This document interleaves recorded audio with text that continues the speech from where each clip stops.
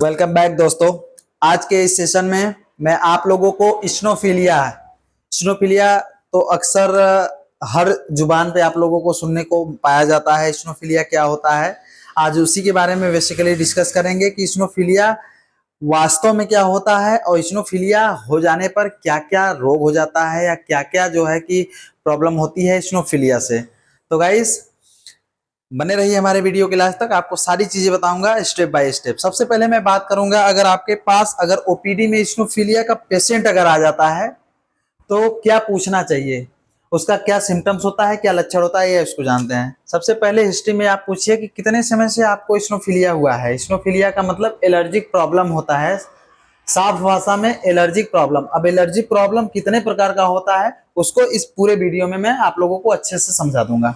तो दोस्तों सबसे पहले मरीज से क्या पूछेंगे, ड्यूरेशन। ड्यूरेशन का मतलब होता है कितने दिनों से स्नोफिलिया की दिक्कत हुई है। स्नोफिलिया एक्यूट है, एक्यूट का मतलब नॉर्मल होता है, और क्रोनिक का मतलब भी सीवियर टाइप का, थोड़ा सा गंभीर रूप से प्रॉब्लम हो जाना।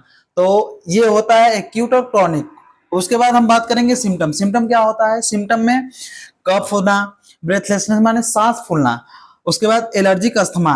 कभी कभी क्या होता है कि आप मार्केट में आए, हवा और डस्ट से, पोल्यूशन से आपको एलर्जिक प्रॉब्लम होती है, तो ये देखने को पाया जाता है। उसके बाद दोस्तों इचिंग हो जाता है, रैशेस हो जाता है, लाल लाल छाइयां हो जाती हैं चेहरे पे, गर्दन पे या फिर आपके बॉडी के किसी भी पार्ट पे रैशेस हो जाती है। उसके बाद दोस्तों आप अपने मरीज से पूछिए कि कहीं आपको पेट में प्रॉब्लम तो नहीं हो रहा है, लूज मोशन की शिकायत तो नहीं हो रही है, पेट में बहुत ज्यादा गर्मी हो रही हो, आपको माथे से पसीना हो रहा है, इसको इसको वार्म इन्फेक्शन भी कहते हैं, ये भी पूछ लीजिए अपने मरीज से। उसके बाद दोस्तों आप मरीज से पूछिए कहीं आपका वेट लॉस तो नहीं हो रहा है, अगर वेट लॉस हो रहा है तो स्नोफिलिया का शिकायत हो सकता है। उसके बाद अगला आप सिम्टम पूछिए कि आप कोई ऐसा ड्रग्स तो नहीं खाते हैं जिसकी वजह से, ड्रग्स का मतलब मेडिसिन होता है, ड्रग्स का मतलब ये मत समझ लीजिए कि जो ड्रग्स आप लोगों को फिल्मों में दिखाया जाता है। ड्रग्स जो होता है, ड्रग्स का मतलब मेडिसिन होता है, मेडिसिन से भी कभी कभी प्रॉब्लम्स देखने को पाया जाता है। अगर कोई ऐसा मेडिसिन या ड्रग्स खा रहे हैं तो उसको इमीडिएटली स्टॉप कर देना चाहिए। उसके बाद हम बात करेंगे दोस्तों बेसिक इन्वेस्टिगेशन। बेसिक इन्वेस्टिगेशन का मतलब होता है जांचें। बिना जांच का तो आप दवाई चलाएंगे नहीं, तो जांच बहुत जरूरी होता है। जांच के लिए सबसे पहले हम सीबीसी रिपोर्ट कराएंगे। सीबीसी रिपोर्ट में आपको देखना होता है कि स्नोफिलिया का काउंट कितना बढ़ा हुआ है, कितना काउंट नहीं बढ़ा हुआ है। सबसे पहले हम सीबीसी रिपोर्ट कराने के बाद माइल्ड, माइल्ड का मतलब होता है नॉर्मल, नॉर्मल का मतलब स्टार्टिंग फेज का, प्री स्टेज का। प्री स्टेज में 500 से 1000 रेशियो अगर बढ़ा हुआ है तो इसको माइल्ड कहते हैं। अगर इसके अलावा मॉडरेट होता है 1500 से 5000, अगर ये है तो आपको मॉडरेट है। मॉडरेट के अलावा सीवियर होता है, मोर देन 5000 के ऊपर बहुत ज्यादा हो गया तो ये सीवियर में कहलाता है। उसके बाद दोस्तों एक चेस्ट एक्सरे बहुत जरूरी होता है। चेस्ट एक्सरे में आपको क्या क्या देखना होता है उसको जानते हैं। चेस्ट एक्सरे अगर कराएंगे तो उसमें आपको पानी की शिकायत होती है, टीबी, कैंसर, ये शिकायत, इस तरह की शिकायतें देखने को पाया जाता है।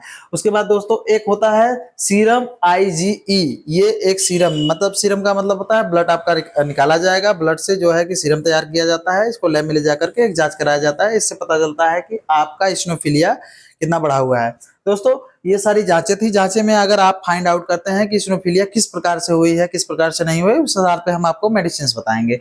मेडिसिन के लिए मेडिसिन के लिए आप सबसे पहले हम देखेंगे जो है कि अगर वार्म में इन्फेक्शन हो गया है। वार्म इन्फेक्शन का मतलब कि अगर आपके बॉडी के अंदर किसी प्रकार का हीट, कभी कभी आपके ऐसे पेशेंट भी आते हैं, कहते हैं सर डॉक्टर साहब हमारा शरीर बहुत ज्यादा गर्म हो रहा है, हीट हो रहा है, ऐसा लगता है कि मेरे शरीर में आग आग लग गया है, आग जलन हो गया है। तो उसके लिए आप एक टैबलेट आता है, अल्बेंडाजोल आता है, स्टेट में इसको दिया जाता है। स्टेट का मतलब ये जो है कि एक बार में दिया जाता है, ये वीकली दिया जाता है, या कभी कभी जरूरत पड़ता है तो ये 2 सप्ताह या 3 सप्ताह पर एक बार रिपीट किया जाता है। उसके बाद दोस्तों हम बात करेंगे एलर्जिकल प्रॉब्लम।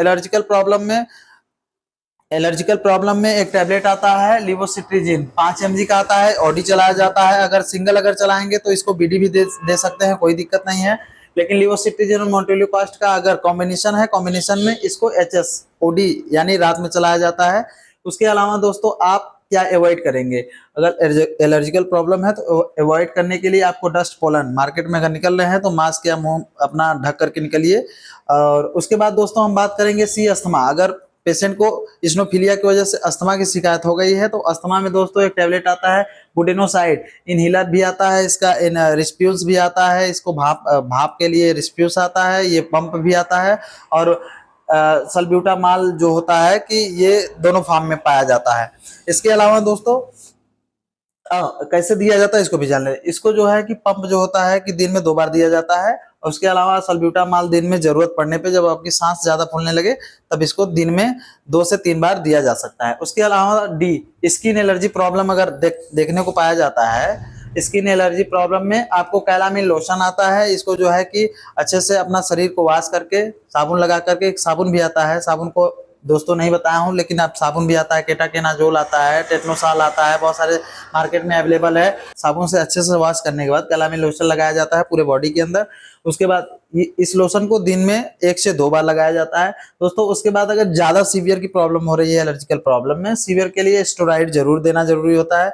स्टेरॉइड में बेटामेथासोन भी आता है और प्रेडनिसोलोन भी आता है, अब मिथाइल प्रेडनिसोलोन भी आता है, बहुत सारे स्टेरॉइड होते हैं, वो डॉक्टर अपने आधार पर चूज करता है। उसके बाद ये प्रेडनिसोलोन जो होता है स्टेरॉइड होता है, शॉर्ट ड्यूरेशन में दिया जाता है, बहुत ज्यादा लॉन्ग ड्यूरेशन में नहीं दिया जाता है।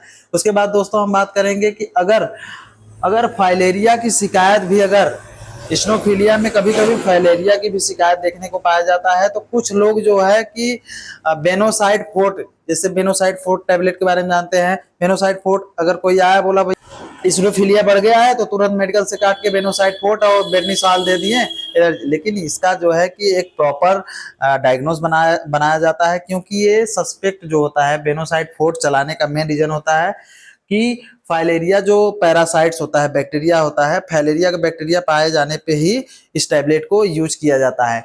बेनोसाइड फोर्ट को टीडीएस दिया जाता है, 14 से 21 दिन के लिए दिया जाता है। तो इसके बाद दोस्तों हम बात करेंगे कि एडवाइस, कुछ एडवाइसेस होते हैं जो बहुत जरूरी होते हैं। देखो मरीज दवाई तो खाता है लेकिन एडवाइस नहीं समझ पाता है, एडवाइस को फॉलो नहीं करता है, इसकी वजह से वो जो 3 दिन में सही होना रहेगा, 5 दिन में सही होना रहेगा, वो साला जाकर के 15 से 20 दिन ले जाता है, कभी कभी सही भी नहीं होता है। इसलिए एडवाइस बहुत जरूरी होता है। एडवाइस में हैंड हाइजीन मेंटेन करें। उसके अलावा दोस्तों डस्ट एलर्जी अवॉइड करें। मार्केट में अगर निकल रहे हैं तो हेलमेट, अगर गाड़ी से चल रहे हैं तो हेलमेट लगाएं, मास्क लगाएं, या फिर जो भी आप अपने चेहरे को मुंह से मास्क को ढकिए। उसके अलावा दोस्तों क्लीन वाटर जरूर पिए। तो दोस्तों कैसा लगा है वीडियो? उम्मीद करता हूँ ये वीडियो आप लोगों को बहुत अच्छा लगा होगा और आपके लिए हेल्पफुल रहा होगा, और मिलते हैं अगले वीडियो में। तब तक के लिए बाय बाय।